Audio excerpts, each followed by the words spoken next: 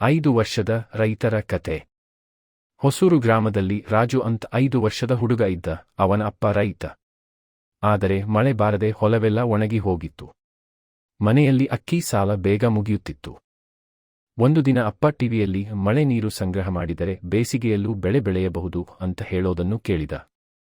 ಅಪ್ಪ ನಿಟ್ಟುಸಿರು ಬಿಟ್ಟು, ನಮ್ಮತ್ರ ದುಡ್ಡಿಲ್ಲ ಮಗ ಅಂದ. ಆ ರಾತ್ರಿ ರಾಜುಗೆ ನಿದ್ದೆ ಬರಲಿಲ್ಲ. ಮರುದಿನ ಬೆಳಗ್ಗೆ ಅವನು ಮನೆಯ ಹಳೆ ಪ್ಲಾಸ್ಟಿಕ್ ಡಬ್ಬ, ಮುರಿದ ಟಬ್ಬು, ಬಿದಿರಿನ ಕೊಳವೆ ಎಲ್ಲ ಸೇರಿಸಿದ. ಅಮ್ಮ ಏನ್ರಾ ಮಾಡ್ತೀಯಾ ಅಂದಾಗ, ನಮ್ಮ ಹೊಲಕ್ಕೆ ನೀರು ತರ್ತೀನಿ ಅಂದ. ಊರಿನ ಹಿರಿಯರು ನೋಡಿ ನಕ್ಕರು. 5 ವರ್ಷದ ಹುಡುಗ ಏನು ಮಾಡ್ತಾನೆ ಅಂದ್ರು. ಆದ್ರೆ ರಾಜು ಬಿಡಲಿಲ್ಲ. ಶಾಲೆ ಬಿಟ್ಟು ಬಂದ ಕೂಡಲೇ ಮನೆಯ ಚಾವಣಿಯಿಂದ ಮಳೆ ನೀರು ಬೀಳುವ ಜಾಗಕ್ಕೆ ಡಬ್ಬ ಇಟ್ಟ ಟಬ್ಬುಗಳನ್ನು ಒಂದಕ್ಕೊಂದು ಕೊಳವೆಯಿಂದ ಜೋಡಿಸಿದ. ಮೊದಲು 2 ದಿನ ಮಳೆ ಬರಲಿಲ್ಲ. 3ನೇ ದಿನ ಸಣ್ಣ ಮಳೆ ಬಂತು. ರಾಜು ಓಡಿ ಹೋಗಿ ನೋಡಿದಾಗ ಟಬ್ಬು ಅರ್ಧ ತುಂಬಿತ್ತು. ಅವನ ಕಣ್ಣಲ್ಲಿ ಆನಂದದ ನೀರು. ಅವನು ಆ ನೀರನ್ನು ತಂದು ಅಪ್ಪನ ಜೊತೆ ಸೇರಿ ಒಂದು ಸಣ್ಣ ತರಕಾರಿ ಗದ್ದೆ ಮಾಡಿದ. ಬೆಂಡೆ, ಸೌತೆ, ಹೀರೆಕಾಯಿ ಬಿತ್ತಿದ.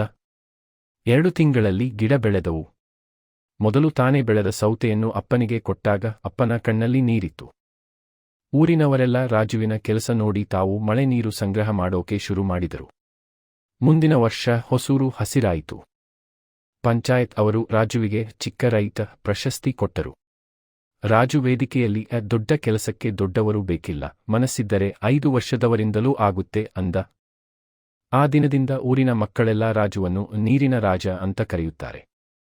ನೀತಿ, ವಯಸ್ಸಲ್ಲ, ಇಚ್ಛಾಶಕ್ತಿಯೇ ನಿಜವಾದ ಬೆಳೆ.